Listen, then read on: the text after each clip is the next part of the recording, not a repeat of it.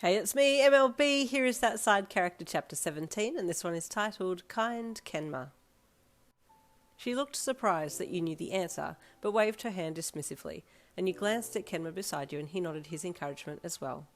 It was supposed to be equal presenting, but every time you tried to hand over to Kenma, the teacher would try and pinpoint something onto you, but you always knew the answer. At the end of the presenting time, Kenma explained the diagram, and you gave him small smiles of encouragement as well, giving him as much support as he had given you during your time to present. "Oh, Yin's in Kenma's jacket." One girl in the front row sniggered softly to the person beside her while Kenma explained something else. You heard her and felt the embarrassment rush to your cheeks. It was seen as an intimate thing to be in someone else's clothes, and you didn't want Kenma to feel embarrassed by it, so you glanced at him to see if he'd heard her, but he didn't seem to be outwardly fazed by it. "Do you think they're dating?" the other person asked, and that first spike of embarrassment escalated as the second spike came in hard and fast after that comment. "Oh no, I hope he doesn't get embarrassed and want to not hang out with me," you thought, but again he didn't seem to have heard them. Unfortunately, though, the teacher had heard them, and she called your name loudly, making you jump with fright. Yes?" you asked timidly. "The jacket you are wearing is inappropriate. Please remove it at once," she demanded. The third wave of embarrassment washed the words right back down your throat, and you coughed a little to try and calm down and speak. "Oh, she wouldn't have noticed if those stupid classmates hadn't said anything," you screamed internally. "Take it off this instant," she said, and you shook your head fearfully, clutching it closed at the front. "If you do not remove it, I will have you suspended," she threatened. "I can't," you croaked out. "Why not?" she snapped. Because..." You glanced at the entire class, who were all staring at you, feeling like the room was closing in on you, like shrink wrap, constricting your flow of oxygen.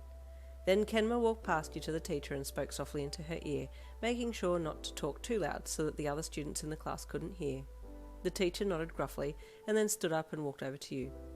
"Go to the office," she said in a low voice, and you nodded and limped your way out of class, leaving behind you a wake of curious eyes and wagging tongues.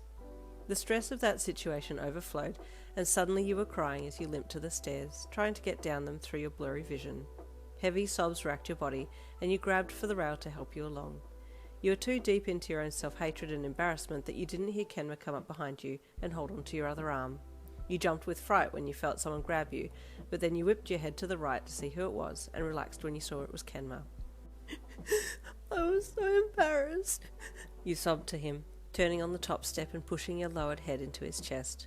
He wrapped his arms around your back and just held you gently as you cried it out. It had been a stressful situation for him too, so he could empathise with your predicament. "I'll help you to the office," he said, waiting until you were ready to move again, and then slowly helping you down the stairs and down the hall.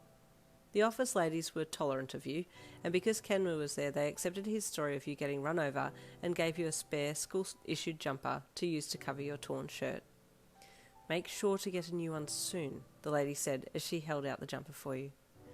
"Thank you," you said softly, taking it and putting it on. The woman there told you to go to the nurse, but you still refused, and then you hobbled back to the classroom with Kenma by your side.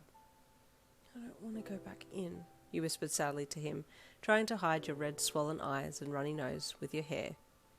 "I'll go in first, and you can hide behind me," he said as he stepped into the classroom with his head down. At hearing the back door open, everyone swung around in their seats to see who it was, but the teacher called everyone's attention to the front again to take the heat off you and Kenma, and to his credit, he walked you to your seat first and then he went to his. For the rest of the class you kept your head down, but you couldn't stop thinking about how kind Kenma had been to you. "No one has ever helped me out that much. Usually they tell me to just suck it up or ignore me, but he stayed with me and helped me through it all." You glanced back at him. He was looking at you from under his fringe, and your heart skipped a beat before you quickly looked back to the front of the room again, unable to keep eye contact. "What's wrong with me? Why am I suddenly feeling shy around him?" That afternoon after school, Kenma walked you to your house. "Hey, do you want to come in? I always come to your place, but you never come to mine. We can chill in my room. It's not as big as your room, and it doesn't look over the backyard, but it still has a bed and stuff, and..." "How's your ankle?" Kenma asked, not paying any attention to your ramble. It's aching," you said, looking down at it, "but it'll be okay." "Make sure you bandage it," he replied. "Okay," you said. Are you going to come in?" No, I'll go home, he said softly. See you tomorrow. And with that, he left. You watched him walk down the side path and off down the road, then you sighed and entered your house. That night you tried to rest your ankle, and also used a cold compress, but the bruising around the outside ankle bone was getting really bad, so the next morning your dad reluctantly took you to the doctor's. Can you put your weight on it? The doctor asked you once your dad had ushered you into the room, and then ducked out to take a work call. No, you shook your head. Oh, what a sweet Kenma. Stay tuned for chapter 18 coming tomorrow.